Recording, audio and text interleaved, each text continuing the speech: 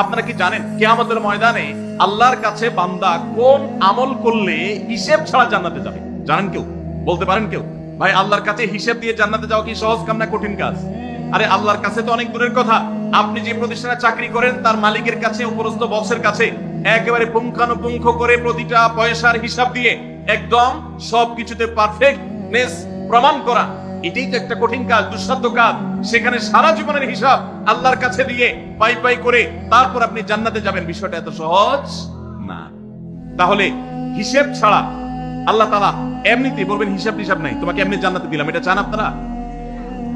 দেখুন কোরআনে কারীমে আল্লাহ তাআলা বলছেন ইন্নামা ইউওয়াফাস সাবিরুনা আজরাহুম বিগাইরি হিসাব।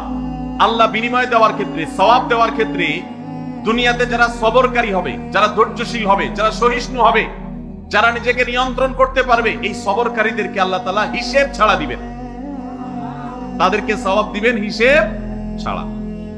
তাহলে আপনি যখন আপনার কর্মস্থলে থাকবেন আপনাকে ধৈর্য ধারণ করতে হবে। আপনি যখন পাবলিক পরিবহনে উঠবেন আপনার মাথা ঠান্ডা রাখতে হবে। আপনি যখন আপনার বাসা বাড়িতে থাকবেন আপনার মাথা ঠান্ডা থাকতে হবে। মাথা গরম হয়ে যায় যাদের, হট মেজাজ যারা, কথায় কথায় মাথা গরম হয়ে যায়, ধৈর্যহীন হয়ে যায়, যেখানে সেখানে গন্ডগোল বাধায় দেয়, মারামারি বাধায় দেয়, ধৈর্য সহ্য বলতে কিছু নাই, এই লোকগুলো কিন্তু এই সৌভাগ্যবান মানুষদের কাতারে শামিল হতে পারবে না। ঠিক একই ভাবে দাম্পত্য জীবনে সুখী হতে হলে সবর এবং শুকর, এই দুইটা মূল মন্ত্রের কোন বিকল্প পথ খোলা নেই। সেটা স্বামীর জন্য প্রযোজ্য, স্ত্রীর জন্য প্রযোজ্য। স্বামী হিসেবে আপনি স্ত্রী অনেক অনিয়মতা দেখতে পাবেন, অনেক কিছু দেখতে পাবেন, আপনার আকাঙ্ক্ষা, আপনার চাহিদা, প্রত্যাশার বিপরীত আপনাকে সবর করতে হবে। ভাইরা আমার, আমাদের প্রিয় নবী সাল্লাল্লাহু আলাইহি সাল্লামের দাম্পত্য জীবনে কিন্তু টুনটান সমস্যা হয়েছে। আপনারা মনে করতে পারেন নবী সাল্লাল্লাহু আলাইহি সাল্লামের ঘর, ওনার স্ত্রীগণ সাহাবী, তারা উম্মুল মুমিনিন আমাদের মা, এত মর্যাদাবান মানুষ তারা, তাদের আবার ঝামেলা হয়েছে। ভাই, দাম্পত্য জীবনে টুকটাক সমস্যা তাদেরও হয়েছে। প্রিয় নবী সাল্লাল্লাহু আলাইহি সাল্লাম নিজে একদিন বাসা ছেড়ে মসজিদে নববীতে এসে মন খারাপ করে বসেছিলেন, তিনি বাসায় যাচ্ছেন না, অভিমান করে। ওমর রাদিয়াল্লাহু তাআলা আনহু বিষয়টা বুঝতে পেরে তার মেয়ে যেহেতু নবী সাল্লাল্লাহু আলাইহি সাল্লামের স্ত্রী, তিনি সেখানে গিয়ে ভেতরে প্রবেশ করে তার সাথে কথা বলে তথ্য উদ্ঘাটন করে সেটা মিটমাট করার ব্যবস্থা করেছেন।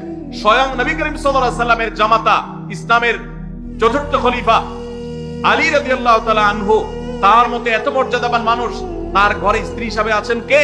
মুহাম্মদ সাল্লাল্লাহু আলাইহি সাল্লামের মেয়ে, জান্নাতে নারীদের সর্দার ফাতেমা রাদিয়াল্লাহু তাআলা আনহা। এত বড় মানুষ তারা, স্বামী স্ত্রী দুইজন, দুই দিককার নেতৃত্বে, একজন যুবকদের নেতৃত্ব দিবে, আরেকজন জান্নাতি যুবতীদের, নারীদের নেতৃত্ব দিবে। এত বড় মর্যাদাবান মানুষ, তাদেরও দাম্পত্য জীবনে কিন্তু টুনটান হয়েছে। একবার আলী রাদিয়াল্লাহু তাআলা আনহু এসে মসজিদে টানটান হয়ে শুয়েছিলেন মাটিতে, মনটা খারাপ, ঘরে একটু হালকা ঝামেলা হয়েছে, এই জন্য মসজিদে নববীতে এসে মাটিতে শুয়ে আছে। নবী করিম সাল্লাল্লাহু আলাইহি ওয়াসাল্লাম দেখে বুঝতে পেরেছেন, টের পেয়ে গেছেন যে কিছু একটা হয়েছে বাসায়। তখন তিনি জামাইকে ডেকে বললেন, কুমিয়া আবা তুরাব, এ মাটির বাপ, মাটিতে শুয়ে আছেন, এজন্য রসিকতা করে বললেন, এই মাটির বাপ উঠো, দাঁড়াও, দেখি কি হয়েছে বলো। ভাইরা আমার, দাম্পত্য জীবনে টুকটাক সমস্যা হবেই হবে। যারা বিয়ে করেন নাই আগে থেকে প্রস্তুত থাকেন, বুকে পিঠে ছালার বস্তা সব বেঁধে রেডি থাকেন। বিশেষ করে সময় যেভাবে গড়াচ্ছে তাতে করে সামনে থেকে হেলমেট পরেও যাওয়া লাগতে পারে। শুধু যাওয়া না, বাসায় ঢোকার সময় বাইক থেকে নামার পরে হেলমেটটা আগে খুলবেন না, আগে যা বুঝবেন পরিস্থিতি কি, তারপর হেলমেট খুলবেন। বুঝেন নাই? দাম্পত্য জীবনে টুকটাক সমস্যা হবেই, এটা প্রত্যাশিত। মনে রাখবেন, এই জিনিসটা যদি আপনি আগে থেকে মাথায় রাখেন তাহলে আপনার কষ্ট অনেকখানি দূর হয়ে যাবে। আমরা অনেকে আকাশ থেকে নেমে পড়ি, কি বলে, এত বড় সাহস, এই কথা বলতে পারে কেন? ভাই আশ্চর্য হচ্ছেন কেন? এর চেয়ে বেশি কথা বলতে পারে, মাথা বাড়ি মারছে, আরে ভাই ছুরি মার নাই, যে শুকর আদায় করে। বুঝেন নাই কথা? একই কথা বোনদের জন্য প্রযোজ্য। আমার মা বোন যারা শুনছেন তাদেরকেও বলছি, আপনার স্বামীর একটা কথা শুনে আপনি আকাশ থেকে নেমে পড়ছেন, আকাশ ভেঙে পড়ছে মাথার উপরে, কি এটা বললো সে, আপনি ডিপ্রেসড হয়ে যাচ্ছেন। আরে বোন, ডিপ্রেসড হচ্ছেন কেন? এটা কেন?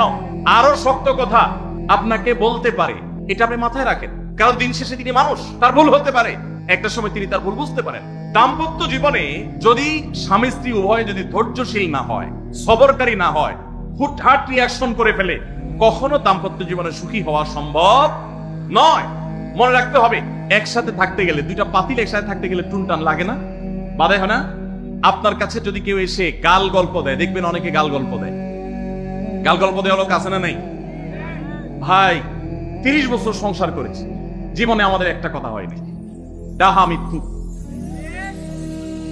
এ লোক ডাহা মিথ্যু।